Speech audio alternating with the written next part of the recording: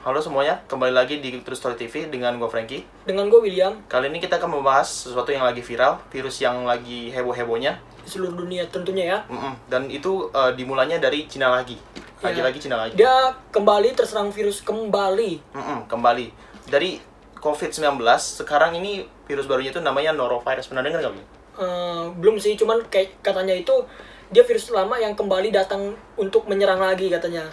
Makanya kali ini kita mau ngebahas tuh yang tentang Apa dari itu norovirus? asal-usulnya norovirus apa itu. Apakah berbahaya? Dan apa pencegahannya? Iya, kira-kira Simak video berikut ini sampai habis. Sampai habis.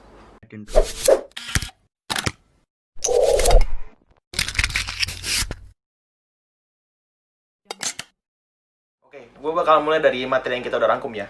Di sini virus ini menyerang negara Cina pada sebuah universitas di Taiwan Shanxi dengan jumlah mencapai 70 mahasiswa. Jadi dia mulainya dari tempat universitas dulu jadinya. Jadi nggak langsung Ya, dia ke seluruh masyarakat biasa gitu.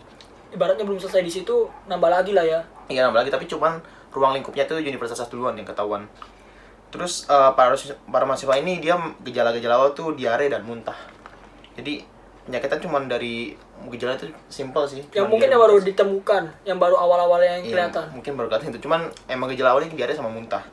Terus kejadian ini terjadi pada 7 Oktober 2020, tetapi baru dilaporkan pada publik 11 Oktober. Jadi cuma jangka waktu 4 harian baru dipublikasi. Terus Departemen Pengadilan dan Pencegahan Penyakit di Taiwan kemudian mengambil sampel dari mahasiswa-mahasiswa ini gitu. Terus beberapa kasus mahasiswa itu untuk melakukan tes norovirus. Jadi kayak udah ketahuan namanya kali ya, norovirus kali ya. Itu Untuk kan gejalanya kali ya. ada sejarahnya juga sebenarnya ya. Cuman karena gejalanya sama, ya pasti mengarahnya ke situ juga di ini diasumsikan sama orang yang peneliti Iya, itu jadi di awal. sampelnya udah dibilang norovirus duluan. Pada Rabu dan Sabtu 10 Oktober hasilnya menunjukkan 11 kasus dinyatakan positif. Berarti dari 70 mahasiswa ini di 11-nya nih positif norovirus. Terus menurut sejumlah sumber dari universitas tersebut, hingga Minggu 11 bulan 10 2020, sebanyak 22 pasien yang mengalami diare dan muntah-muntah akibat virus ini maupun faktor lainnya masih dirawat di rumah sakit. Jadi yang kena diare muntah itu nggak keseluruhan semuanya 70 tuh kena norovirus gitu. Jadi Tapi bertambah terus ya. Iya, bertambah terus, tapi laporannya cuman itu bertambah terus tiap hari. jadi masih 50-50 gitulah. Jadi kita coba kulik sedikit ya, norovirus ini sebenarnya apa sih ada sebenarnya? sejarahnya dia. Iya, jadi di materi ini ditulis norovirus awalnya dikasih nama tuh norovirus ya. Terus karena pertama kali dia menyerang di Norwalk, Ohio, Amerika Serikat. Jadi dikasih namanya dari awal mulanya gejalanya gitu. Dari mana gitu? Dari tempat asalnya lah. Dari asalnya betul. Di mana wabah ini terjadi pada sekolah dasar Branson pada tahun 1968. Jadi udah lama. Dan gejalanya dimulai dari anak-anak juga ya. Dan dia udah mulai balik lagi, tapi mulai dari Cina. Terus berhasil diidentifikasi pada tahun 1972. Jadi jangka waktunya cukup lama baru ketahuan kalau gejala-gejala ini ke arah virus itu tadinya. Terus ditelitinya melalui mikroskop elektron pada sampel tinja manusia, dari kotoran manusia buat sampel itunya si Norwa itu. Lalu yang terkena virus tersebut yang akhirnya diberi nama virus Norwalk. Jadi ya karena dari situ Norwalk, Ohio itu, jadi namanya ya udah nama awalnya lah. Lalu namun pada tahun 2002 Komite Internasional Taksonomi Virus atau biasa disebut ICTV, dia setuju untuk mengubah nama virus itu Norwalk ini menjadi norovirus. Jadi bukan sekedar namanya diganti asal-asal, jadi emang udah ada dasarnya ya. Orang penting yang ganti namanya.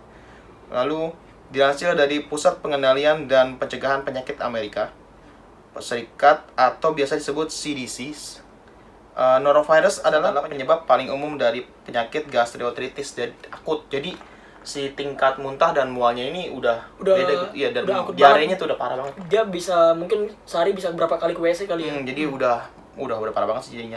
dan dari seluruh dunia. Jadi udah banyak yang kena juga dari seluruh dunia. Ya ibaratnya pada tahun segitu, Ya pada tahun-tahun lalu pada gitu. tahun awal-awal mulanya itu seluruh dunia lah menyebarnya. Kan Iya. kalau misal tahun sekarang ini yang baru ketahuan itu kan baru dari negara China doang Iya. kan. Padahal sebenarnya dulu udah ada gitu, tapi baru sekarang gitu dimulai lagi.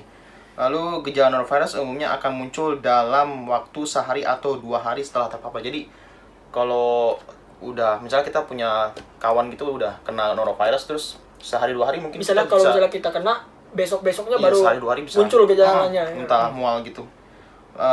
Lalu gejala khasnya adalah mual. Jadi mulai dari mual dulu. Lalu muntah lebih sering pada anak-anak. Jadi anak-anak lebih rentan daripada orang dewasa gitu. Rentan banget kayaknya. Iya. Karena kan itu penemunya juga dari dari sebuah SD Dari kan SD yang duluan mulainya. ya, betul. Diarenya berair, jadi udah mencer-mencer gitu guys, mencer-mencer gitu ya. Lalu dan kram perut. Kram yang akut. Iya, waktu yang udah parah banget sih kayaknya, sudah muntah, mual, Kram juga ya. Iya, kram perut juga. Selain itu gejala lain norovirus yakni demam ringan, panas dingin, sakit kepala dan nyeri otot serta kelelahan. Ya gimana nggak kelelahan, yang bolak-balik kamar mandi juga sih. Tapi gejalanya yang lu sebutin itu tadi hampir sama kayak corona juga ya. Ya beda-beda tipis lah. Beda-beda tipis lah. dia. Tapi bedanya itu ini lebih kalau Lebih ke arah diare sama mual dia. Kalau corona kan cuma paling panas, pilek segala Iya. macam gitulah ya. Sebagian besar gejala ini tidak terlalu serius, tetapi diare dan muntah dapat mendapatkan hasil cairan gitu kita berkurang gitu jadinya. Jadi ya kita buang air lalu muntah-muntah ya pasti keluar semua, jadi kan ya yang dibutuhkan oleh tubuh butuh cairan, jadi butuh ion gitulah ya, dan dapat menyebabkan dehidrasi, jadi kekurangan cairan dalam tubuh. Kekurangan cairan ya. Anak-anak dan lansia paling rentan mengalami dehidrasi serta malnutrisi karena tidak mendapatkan nutrisi yang cukup. Virus ini menyebar dengan mudah sesuai makanan yang kita makan. Jadi makanannya jangan sembarangan lah gitu ya. Intinya sih. Soalnya kan kayak mulut itu kan sebagai Tempat barang masuk. luar ya, masuk ke dalam tubuh kita gitu. Lalu minuman yang terkontaminasi. Jadi makanan minuman yang terkontaminasi dari yang pasti Yang terpapar. jangan sembarangan jajan sih intinya sih. Lalu pencegahannya itu paling utama itu adalah cuci tangan. Jadi simpelnya sih kayaknya sih semuanya harus cuci tangan kali. Ya memang harus diterapin hidup sehat lah gitu. Jadi bukan karena ada atau tidak Tapi mencegah lebih baik daripada mengobati ya. Jadi intinya ya bukan masalah corona atau bukan sih, kita emang harus cuci tangan sebelum makan sih. Dari dulu mungkin udah ajarin gitu juga sih sebenarnya. Lalu dan membersihkan tubuh, lalu masakan. Jadi bahan-bahan masakan juga harus steril juga sih. ya. Pada dasarnya virus-virus apapun itu kita harus selalu cuci tangan, habis itu membersihkan badan dengan sabun, habis itu pastikan juga makanannya itu steril dan lebih baik kita beli sendiri daripada kita harus beli ke tempat lain, soalnya kita bisa memastikan makanan itu udah bersih apa belum gitu ya. Sebenarnya itu hal sederhana dan simpel banget ya, yang harus kita terapin mau virus Ada apapun atau ada apa enggaknya ya. Bukan berarti kita ngarang kita semua untuk beli di luar ya, tapi tahu situasi kondisi juga sih sekarang ini kan virus makin bahaya dan kita nggak tahu gitu. Kita nggak tahu tempatnya di mana, ibaratnya kita juga lagi perang tapi musuhnya tidak kelihatan di mana lah ya. Betul. Ya mungkin itu sekian aja video dari kita. Terima kasih. Terima kasih.